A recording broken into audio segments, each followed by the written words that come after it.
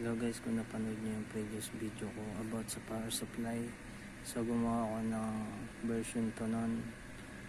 Pinaliit ko pa yung power supply natin, so gagamit pa rin tayo nitong existing na to, yung ginamit natin dun sa nakaraang video natin. Dun sa nakaraang video natin gumamit tayo ng power supply. This time gagamit tayo ng module na to at itong charger na to para mapagana natin to. Then paliwanag ko kung ano tong module na to. Ito ay isang PD decoy trigger extension. So meron siyang 4 na variant kung bibili tayo per module. So nakaset na siya ng 9 volts, 12 volts, 15 volts, 20 volts. So itong module na nasa akin ngayon ay initially nakaset siya ng 20 volts. Kung nakikita nyo yung highlight na yan, ay yan yung initial na nakaset sa kanya. Pero pwede naman natin siyang baguhin through dito sa jumper na to. So saka ko na ituturo yung tutorial sa set nito kung gusto nyo baguhin yung voltage nito. Then pakita ko sa inyo yung specs nya. So pinaliwanag ko na rin naman sa inyo, pero pakita ko pa rin sa inyo yung specs niya sa internet. So ayan, may 4 siyang variant, 9 volts, 12 volts, 15 volts, 20 volts. So ayan, ang model ng module na yun ay kung bibili tayo ito sa PDC004 PD decoy module. So yung chipset na nakalagay sa kanya IP2721, yun yung microcontroller ng module na yun. So yun lang naman yung then yung mga kakayahan niya. So ito na. So hindi ko na ipapaliwanag yan para hindi na ganun humaba yung video natin. Then anong gamit ito? Ibig sabihin nito, PD trigger extension, para ma-trigger niya yung kakayahan ng isang adapter tulad nito na mag-output ng 20 volts. So kung makakita tayo ng typical na charger guys, ang makikita lang natin doon ay 5 volts, then ang current ay 1.5 amps. Then wala ka nang makitang iba't ibang voltage na nakasama dito sa charger natin. So pakita ko yung specs nitong charger na to. So ito ay isang Hodagan na 65 watts. Then may 3 port, USB-C 1, C2 din, USB-A. So papaliwanag ko sa inyo kung ano yung kakayahan ng charger na yan. So ito yung model niya, TC04, then 110 to 240 volts. Then ito yung mga specs niya. So kung nakikita nyo, PD, ibig sabihin power delivery, kaya niya mag-deliver ng power na 5 volts, 9 volts, 12 volts, 15 volts with a 3 amp power. Then 20 volts, 3.25 amps. Yun yung nakahiwalay ang 20 volts na yan kasi iba yung current rating niya, 3.25 amps. Then with the 65 watts max. So hindi na natin tatalakayin itong nasa baba, although kasama yan dun sa charger natin. Ang gagamitin lang natin ay itong side na to. Okay, so iti-trigger natin yung 20 volts with a current of 325 amps, 65 watts max, gamit tong module natin na to kasi ito ay trigger extension. Okay, so tara install na natin. Pero bago ang lahat, yung paglalagyan natin case ay ito.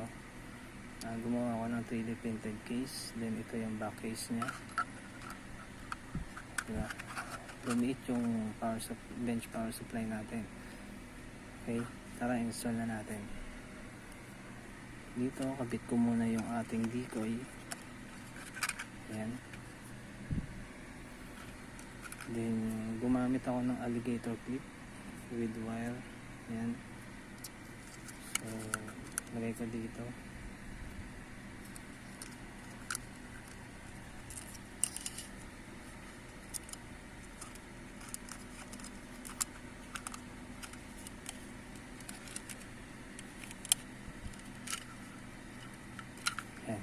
Then ikabit na natin siya dito sa ating boost converter. So kung hindi nyo pa napapanood guys yung previous na ginawa kong power supply na ginamit ko to, so ilalagay ko yung link sa taas.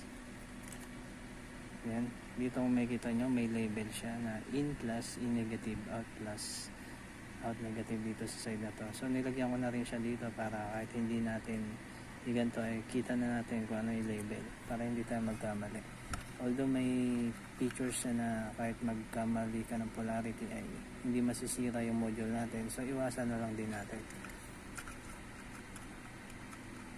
Kabit na natin sa ating PD trigger module.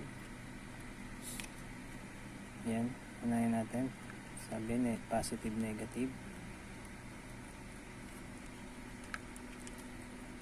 Yan.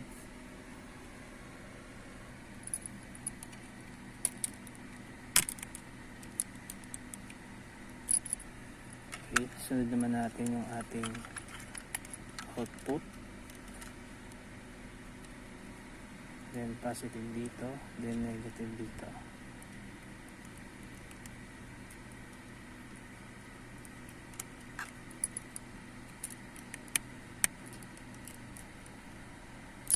Ayan. Natin kung walang luwag. Okay, check the connection. Tama naman. Kabit na natin siya dun sa ating case. Dito sa butas.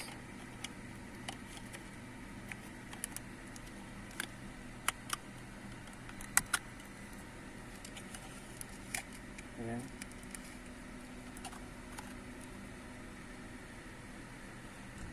Okay, ikabit na natin.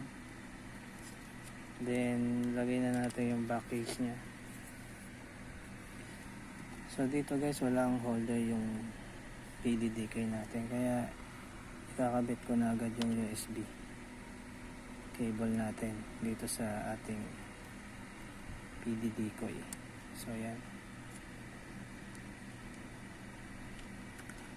Then, lagay ko na siya dito. Then kabit na natin yung mga screw nya.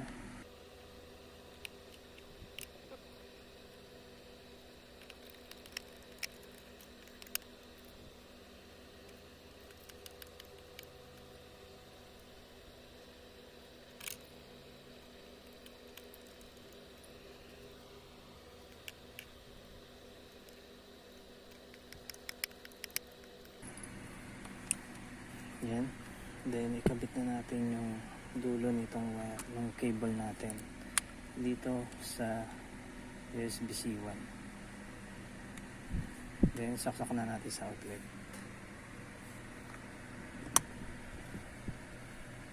Ayan, isaksak na natin.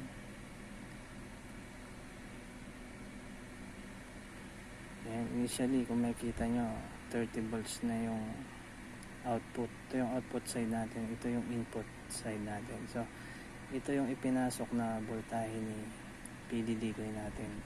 Kung makikita nyo 9.7 volts, yan yung ipinasok na voltage ni PD decoy natin. So na trigger na yung capacity ni charger na maglabas ng 20 volts dahil kay decoy. So ito yung output voltage natin. Then sukatan natin, tingnan natin kung 30 volts ba talaga yung output.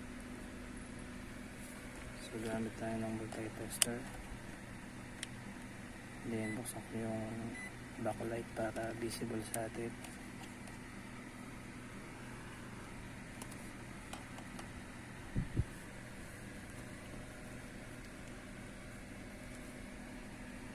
Then ikabit ko yung negative probe, then yung positive probe. So yun guys, kung nakikita nyo, nag-output voltage siya ng almost 31 na, kasi 30.97 na yung nandito sa boost converter natin. So 31 volts yung in-output niya. So since ginamit natin to doon sa previous video ko na boost converter, so pwede natin siyang isagad hanggang 36 volts. Susubukan natin.